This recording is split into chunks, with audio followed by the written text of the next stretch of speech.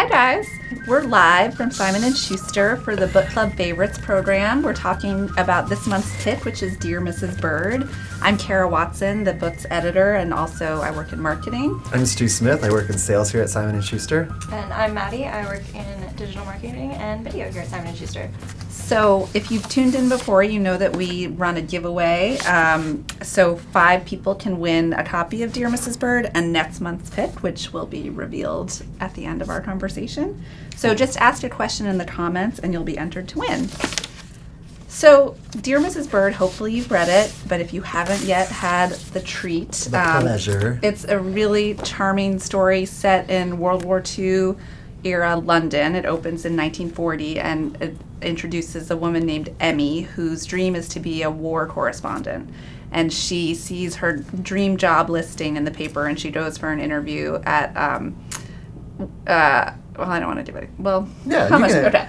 So she goes for this job interview and she sort of gets confused and it's like she's very bumbling and sweet and she ends up taking a job as an assistant to Mrs. Bird, who is this formidable advice columnist who is not as charmed by Emmy as we are. But she gets lots of letters asking for people's advice, and Mrs. Bird says to just throw anything inappropriate into the trash. And Inappropriate. Right, It's, yes. it's a very broad stroke of what is inappropriate in her eyes. But Emmy feels sympathy for a lot of these readers who are writing in their problems and have nowhere else to turn, so she starts to write back and gets herself into And a it bit of spirals from trouble. there. So what did you guys love about this book? I loved the language of this book, and I loved how plucky it was. AJ Pearce, this is our first book, right? Yes. First book ever. Yes. Yeah, I knew it was her first book with us, but she is just one of those voices that will leave you smiling.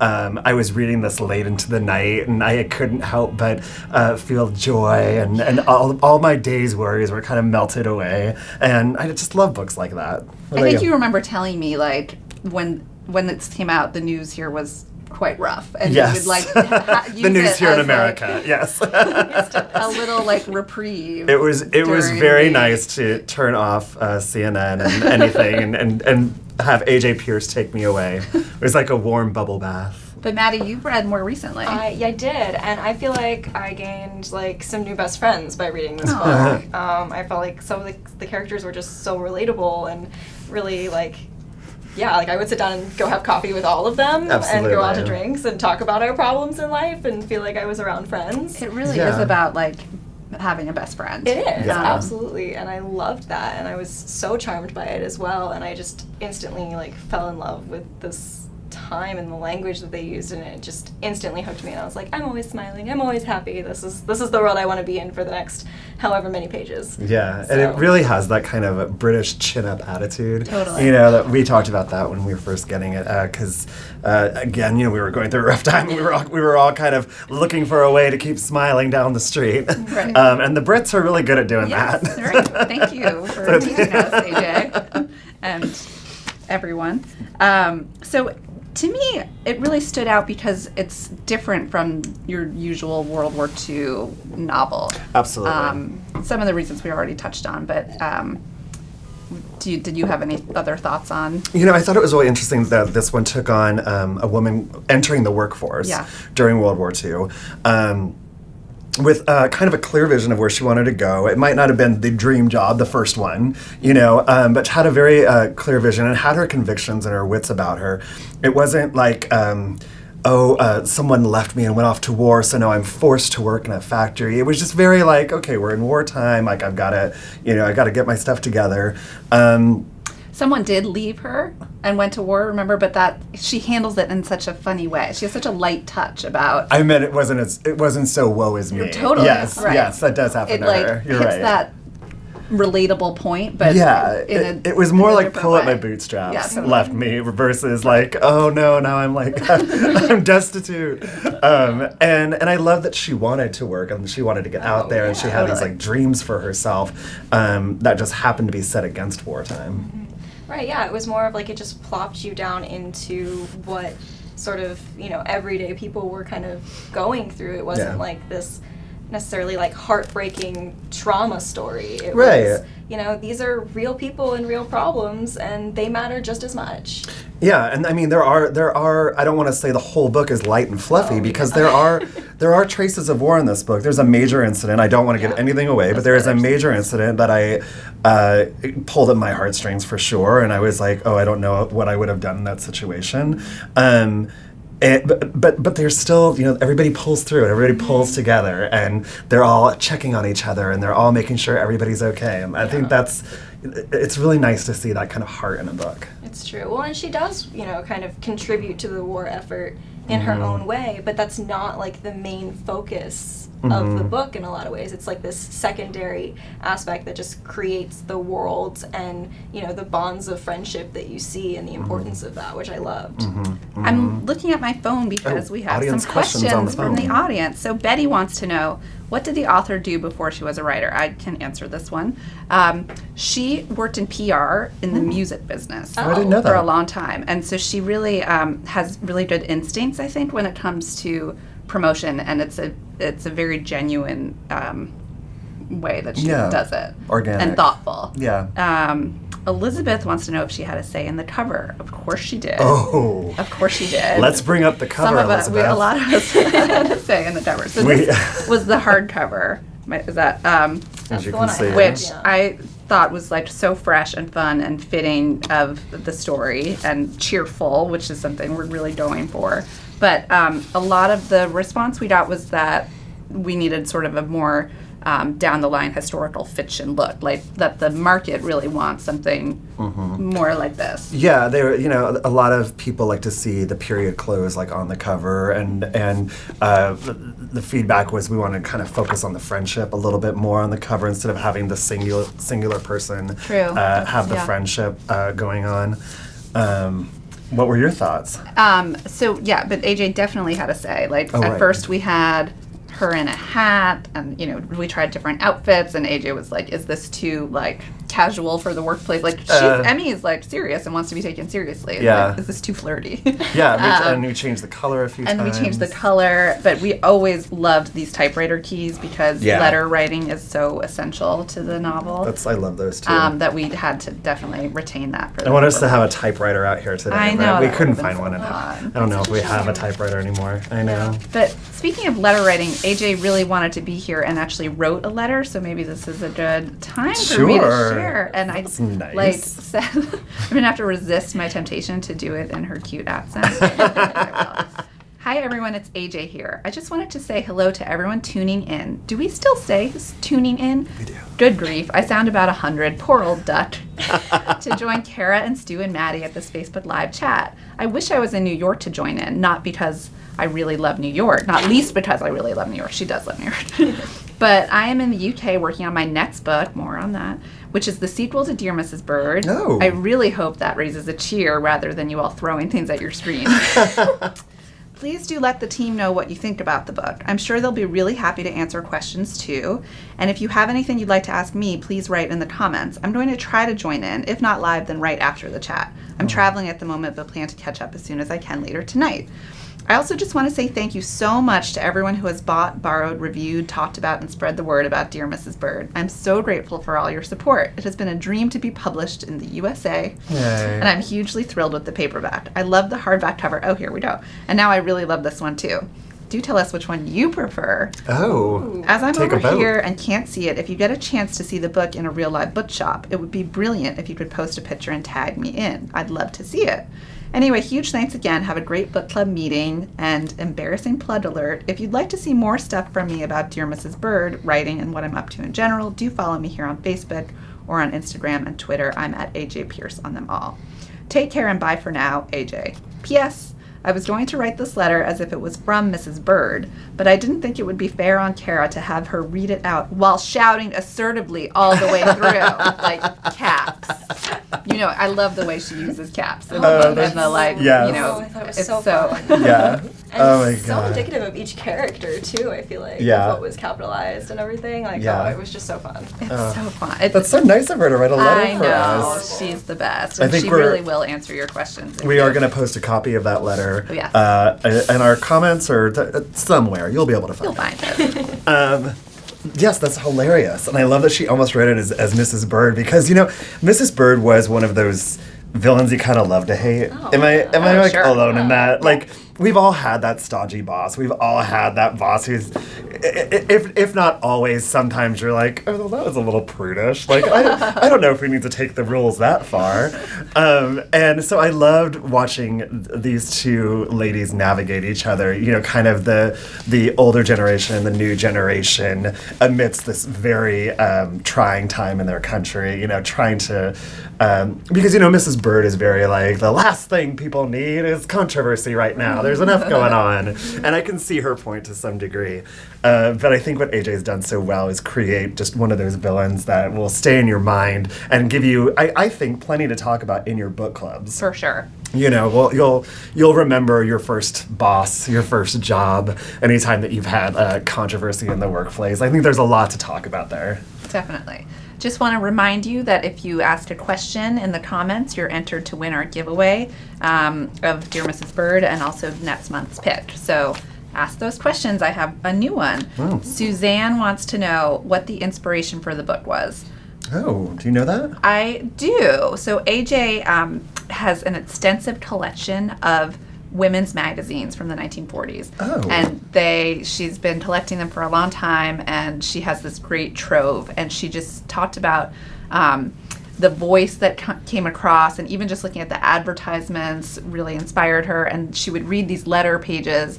I think in the UK they call them agony aunts. And so people write to, Okay. and so I'm like, advice columnist is what we say, but Yeah. people would write to agony aunts, and she just was so moved by the questions people were asking. They were really quite thoughtful and moving, and it just really evoked this period for her in a way that she could just really dig in. That is so cool. Does she ever post those magazines like on her Instagram or anything? She has posted them a bit. And I would think love to see those. I should follow her. You should. Follow AJ Pearce writes. Yeah, they're beautiful. She brought a few. She came to New York before the hardcover publication and brought a few for us to see. Oh, that's so cool. In her interview, she talked about that we did a video with. She talked about it as well, and how she saw the different styles and thought it would be fun to try to put them together in the same room. Oh, that's Yes. cool. And see what happened. And that's our Studio And- 4 interview that you can find on Yeah, SimonandSchuster.com. Yep. That's right. Look at that. I know. Plug. So we have another question. Let's see. We're waiting on other questions, Oh, but I'm we sorry. have for That's all right, ourselves. We're going to talk about. Well, we talked about the cover. We did talk about the cover. But I mean, what I wanted to talk to you about, you're the editor. Yes. You acquired this book. Yes. You, it came into you as a manuscript. It did. And you started a bidding war in New York City over it. We did. It was very exciting. Everyone, like every different imprint in the house, had it and wanted it, and Yeah. I quickly got my colleagues at Scribner to read it, and people just totally fell in love with it. We were so How charmed. can you not? How can you not? And it's not necessarily like a typical Scribner book. Right. But I think I had a call with AJ, and I totally fell in love with her, and we just luckily prevailed in this auction, and we bought 2 books. So AJ, as we've mentioned, is working on her next book now. I can tell you the title is Yours Cheerfully. And cute is that? it's so cute, and it continues the adventures of our 2 main characters, Emmy and Bunty.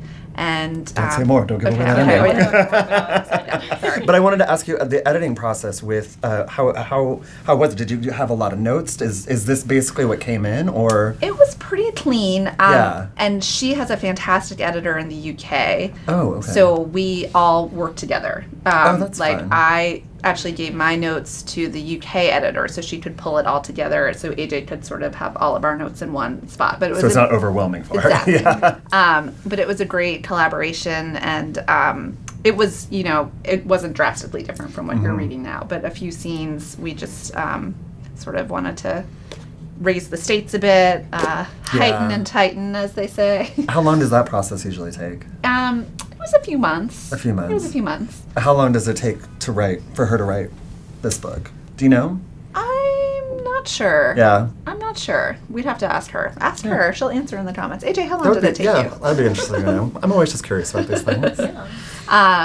And then I was so excited when I acquire a book, I immediately think, who can I share this with? And I often immediately think of my friend Stu Smith. That's very nice of you. Who is Thank such you a for being so fantastic kind. reader and has excellent taste. So Oh. I wanted his take right away. And luckily, And I fell right in love. he fell in love. Fell right in love. And helped us sort of get a lot of in-house reads. We got our and excitement people going. were really excited. It's a whole machine. The whole thing it's a very long trek. And we had lots of talks about the covers Yes. and lots of talks about where it was going to go. And Yes. I'm so excited now to hear that there's a sequel. I know, We'll I have know. 2 books on the shelf. Oh, we have I think another. we have an audience question. Oh, we have like a few. Sorry, Oh. I've been missing them. Oh, sorry. Kimberly is wondering, when can the sequel be expected? Well, Kimberly, she number one has. question. Let's have AJ maybe answer that. I know that she's really working hard on this draft, and I know it's going to be top notch. So we have a title. So we have a title, and probably. Have you seen a little bit of it? I've seen an outline. Oh, okay. So All right. yeah, I think that's the way she's working this time. That's And, great. So she hands you an outline, and you'll kind of know where it's going to go, and Yeah. then she'll hand you pages. Yeah, and it's going to be really good. And then you'll hand it to me, hopefully. Yeah, exactly. After you're done with all your edits. So we'll, let's say, I'm not going to give you a update, but I'll stay tuned. Yeah. Sylvia wants to know if there will be a movie. The rights have been sold, and I Sorry. totally see I it just got way as too like excited. I think it's actually a TV adaptation. I would love like a PBS version, Yeah. like Yes. a 6-episode arc. like a Call the Yes. Midwife. Yes, that type. kind of a situation with lots of lovely shots on bicycles riding through Yes, London. totally. That kind of thing. I would love an unknown actress to play her. Oh, that's and then a I good would idea. love some like really bossy dame to play Mrs. Bird. Just one of those old greats. That like Downton Abbey person. Maggie Smith? Yeah. I love Possibly. her. Yeah. Possibly. Yeah, maybe. I expect I don't know. Put it in the comments, whoever Yeah, you who think do should you play think? Mrs. Bird. Who should play, or anyone? Yeah. I was saying Mr. Collins. I pictured like a Colin Firth type, but I don't know my actors that well. Maybe you have a better I think casting. that's solid. I think that's solid. I'm not up on British actors enough, Yeah. I don't Yeah. think. And it really is going to require you can't fake the accent in this No. book. No, please. It's going to have to Please be don't. the real deal. But I love your idea of Emmy being like an unknown Yeah. British actor. Like I love, especially because it just fits her character type. Yeah. I feel like so well. As she's like this unknown, coming Mhm. into this world, and I love that. Yeah, if producers are watching. Those are my 2 cents. Yeah, we have a hot take for you. Sama wants to know how long it takes to edit a book once you acquire it. Oh, that's you. That's me. You want to build that one? It totally depends on the book. It depends on a lot of different factors, but it's usually a few months to a year before it goes into production here, and then we usually aim to go into production about a year out so that there's plenty of time to get those in-house reads and to get the cover right and get the accounts excited and the whole machinery as we've talked about. And this was great. AJ actually came over well before we published the hardcover to meet some media people. We had a nice luncheon. We had a tea party here. Do you remember that? I do. She brought cookies. She brought us great It cookies. was very nice of her. And you should definitely have tea and biscuits at your book club chat. Oh, that's a great we're idea. having a little tea ourselves. That's Cheers. exactly. Tea crumpets, if you can find them. Crumpets. Yes. And we met booksellers. We, brought around little tote bags just to help introduce her to people here because she's not here that often. And No, but she was lovely. She's She lovely. was absolutely lovely. So the factors that when you're editing are like kind of how many rounds you have to go back with notes? Or? Yes. Okay. So they hand you something, and then you mark it up, and you're like, oh, that should have been capitalized, and I don't like what you said here. Like more copy editing. How brutal are you? AJ, AJ, put it in the comments. AJ, we're giving you a lot of work to do. You sign on. I am sort of a gentle. I mean, I can see that like I about have you. a gentle way on the page. I've learned from our Scribner publisher Nan Graham that it's really the author's book, and to be extremely respectful. So I put my edits mainly in like little brackets. I'm like, let's trim this, or So it's a nice rather than like suggestion. cross out, which Oh. that's sort of aggressive. Oh, I bet you're lovely to work with. Lots of questions in the margin, lots of like check marks for the things I like, and a mix of like positive feedback and then some criticism. Oh my god, that's great. Oh, AJ just joined the comments. Hi, AJ. Hi, AJ. We're excited to have you here. I'm so glad you're here. AJ, I'm sorry, but your comments aren't going to win you the giveaway. I know that's why you're there. But everybody else should put comments in with questions, and they can enter to win a copy of Dear Mrs. Bird, as well as next month's selection, which we'll reveal kind of at the end. Yeah. That'll be exciting always. Yeah, I know. Do we have more audience questions? I Do thought I we have saw more one. audience No? questions? Okay. Let's see. I'm very I think excited we've that covered AJ's here them. with us. I Thank know, you me again for the too, letter, AJ. Yeah, that was so sweet. We talked a little bit about that it's about advice, and that that the women writing letters maybe didn't feel like they could ask the people in their lives these questions. They're very Right. sort of Well, sensitive subjects. What do you yeah, I think about that I think the setting of wartime really meant that a lot of these ladies who were writing in were alone. They were feeling lonely, and they had issues that they couldn't discuss with anyone else, and they were writing in not quite anonymously, but almost, and. They were really looking for a friend to give guidance, and so that's what was so disheartening, that Mrs. Bird just was not there for them. No. I didn't quite understand that, but generational. I Generational, suppose. totally. I didn't get it either. I suppose. And I think that like in the age of today, we have like social media and we have all this stuff where You can people Google it, yeah, you can Google it, you can reach out, but really at this time I think what the advice column was the social media of the day, Yes. where they were kind of like, I have no idea where to go right now, and I'm just looking for some sort of guidance. Yeah. But so do you think people do that on social media now? Twitter all the I time. think, Okay. yeah, I see people reaching out and being like, where can I get Thai food tonight? that's I'm true. like, That's true, yeah. I don't know. You don't? Google it. Look to Google for advice. Yeah, exactly. Yeah. Google is the original Mrs. Bird. I don't know if it's the original. I think it came out The a few years new. later. True. So we have a question from Dottie, Uh-huh. which I love your name. I love that name too. Dottie is curious about AJ touring in the U.S. Has she done that? Will she? So she did come, as I said, before the hardcover came out, and we have not had the pleasure of having her back. But I do think that given how many fans she now has, Yeah. we should really work on that for the next book. So Yeah. AJ, pack your bags. Dottie, tell us what city you're in. Yeah. We'll try to send her over to you, okay? Put it down in the comments. That would be so fun. I mean, I think She would be great on tour. She's so fun, full of energy and bubbly. People can bring their book club. Yeah. Yes. And have her ask her your questions in person. She's Yeah. that would be fun. Maybe she'll write you a Dear Mrs. Bird letter. You never know. Aw. That'd be hilarious. It'd be amazing. Well, we only have a few more minutes, few more so we minutes. do have to divulge our next month's pick. And this is what you've been entering in the comment section for, as you're getting a copy of Dear Mrs. Bird, as well as The The Lost, Lost Queen by Signe Pike. Signe Pike.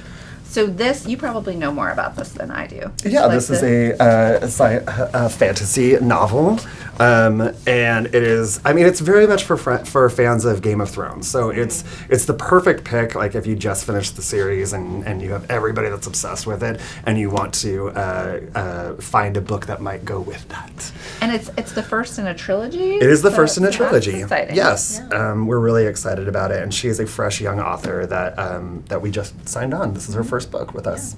So And it's really rooted in history too. So Is it? great. yeah, it's like historical fantasy fun time. Right. perfect. Yeah. So that's the June pick. So that is what you're entering in the comments to win. Any final thoughts on our dear Mrs. Bird? Dear Mrs. Bird, I just loved it. love this book. I just so love it much. too. I said to you when you first brought it to us, I was like, I don't know a single person I can't hand this book to. Totally. Yeah. And that is always the sign to me of we have a hit, we're onto something. Right. Because often I think we read manuscripts and I'm like, well, maybe my dad, and maybe this friend of mine. Yeah. But this one I was really like, oh, I'm gonna have to order a bunch of these Yes. in because this will just be my staple. I can pass this one to just about anybody. Totally. And they're it going will, to love it. And they'll thank you for it. And they will be- thank you Feel for good it. after. Yeah. Right, and I get several text messages that are like, "Oh, it's just the book I needed. It hit the spot." It's always nice to hear from people that they're so happy with one of our selections. Totally. Oh, someone asked, what would we compare this to for fans of historical fiction? We talk about the Guernsey Literary and Potato Peel Pie Society. We had this great blurb from that author who just fell so in love with it. And she gets asked to read every single thing in this genre. And she just felt like it really is so true to its period. And Yeah. it was really refreshing. What other comps are we? She called it funny, fresh, and touching, a pitch-perfect pleasure. I mean- Couldn't agree more.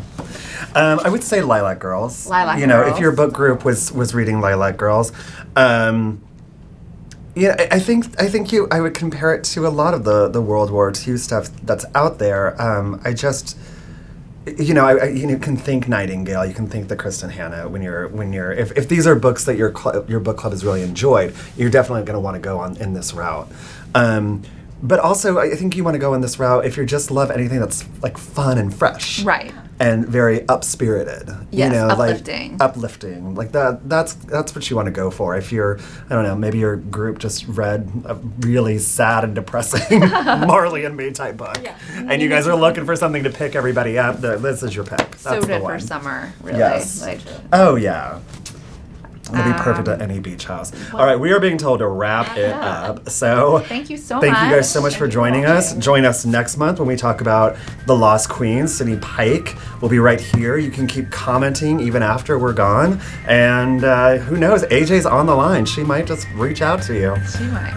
Thank you. Thanks a lot. Okay.